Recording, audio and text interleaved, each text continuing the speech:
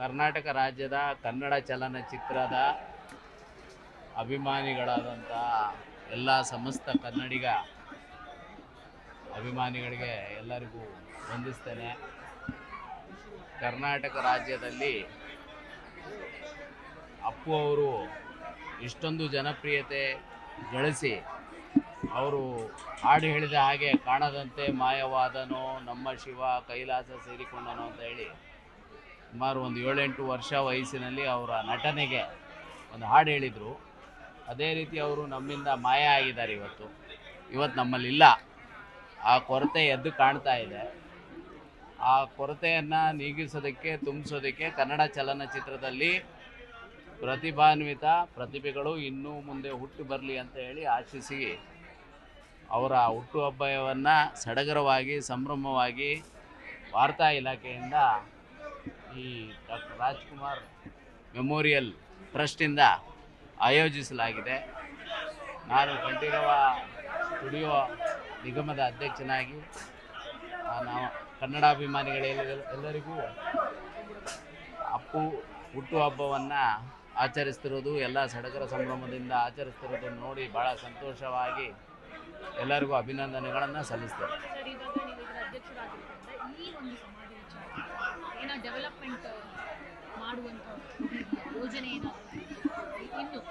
ಈಗಾಗಲೇ ಅದಕ್ಕೆ ಒಂದು ನೀಲಿಯ ನಕ್ಷೆಯನ್ನು ತಯಾರು ಮಾಡಿದ್ದಾರೆ. ಡಾಕ್ಟರ್ ರಾಜ್ಕುಮಾರ್ ಮೆಮೋರಿಯಲ್ಗೆ ಹಾಗೂ ಅಂಬರೀಷ್ ಮೆಮೋರಿಯಲ್ಲು ಹಾಗೂ ವಿಷ್ಣುವರ್ಧನ್ ಮೆಮೋರಿಯಲ್ಗೆ ವಾರ್ತಾ ಇಲಾಖೆಯಿಂದ ಈಗಾಗಲೇ ನೀಲನಕ್ಷೆ ತಯಾರಿ ಮಾಡಿದ್ದಾರೆ.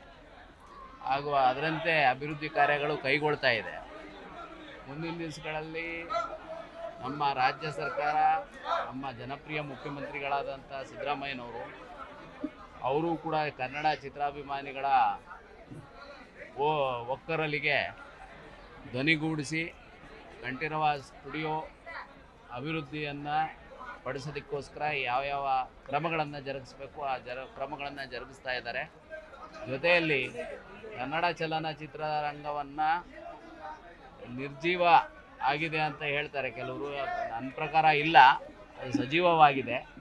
ಆ ಸಜೀವವಾಗಿರತಕ್ಕಂಥ ಕನ್ನಡ ಚಲನಚಿತ್ರನ ಇನ್ನಷ್ಟು ಅಭಿವೃದ್ಧಿಪಡಿಸೋದಕ್ಕೆ ಮಾಧ್ಯಮ ಇಲಾಖೆಯಿಂದ ನಮ್ಮ ಕಂಠೀರವ ಸ್ಟುಡಿಯೋಗೆ OTT ಫೆಸಿಲಿಟಿಯನ್ನು ನಾನು ಬೇಡಿಕೆ ಕೊಟ್ಟಿದ್ದೆ 3 ತಿಂಗಳ ಕೆಳಗಡೆ.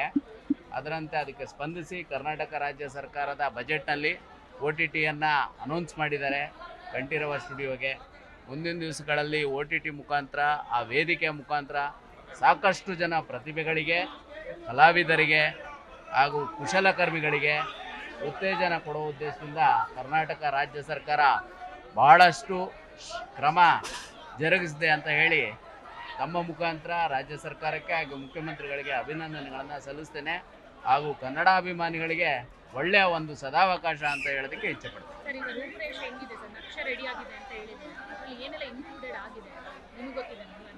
ಈಗ ಆಂಬಿಯನ್ಸ್ ಇದೆ, ಅಲ್ಲಿ ಮಾಡಿದ್ದಾರೆ. ಪ್ರೀಮಿಯರ್ ಥಿಯೇಟ್ರ್ ಮಾಡ್ತಾ ಇದ್ದಾರೆ. ಹಾಗೂ ಈ ಒಂದು ಹಳೆಯ ಚಿತ್ರಗಳ 90 ವರ್ಷಗಳ ಕನ್ನಡದ ಹಳೆಯ ಚಿತ್ರಗಳ ಒಂದು ಏನು ಹೇಳ್ತಾರೆ ಗ್ರಂಥಾಲಯ, ಫಾರ್ ಎಕ್ಸಾಂಪಲ್ ಗ್ರಂಥಾಲಯ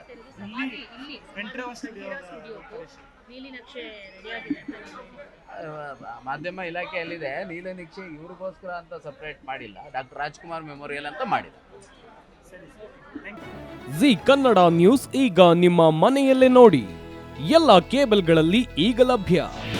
ನಿಮ್ಮ ನೆಚ್ಚಿನ ಜಿ ಕನ್ನಡ ನ್ಯೂಸ್ ಈಗ ಸನ್ ಡೈರೆಕ್ಟ್ ನಲ್ಲಿ number 292, Tata play number 1664, Jio TV number 1334, NXT digital number 30, in cable number 30, city networks 51, U digital number 162, GTPL number 17, Rockline telecommunications number 42, Shri Basaveshwara cable number 168, rural cable network 60, Vinayaka digital 57, Abhishek cable 821, city channel 53, Siddeshwara cable network 57, V4 digital Infotech 628, Surya digital networks 53, Gajanan digital number 836, Malnad Infotech private limited number 56, Metrocast number 830, victory digital number 167ರಲ್ಲಿ ನೋಡಿ ಆನಂದಿಸಿ.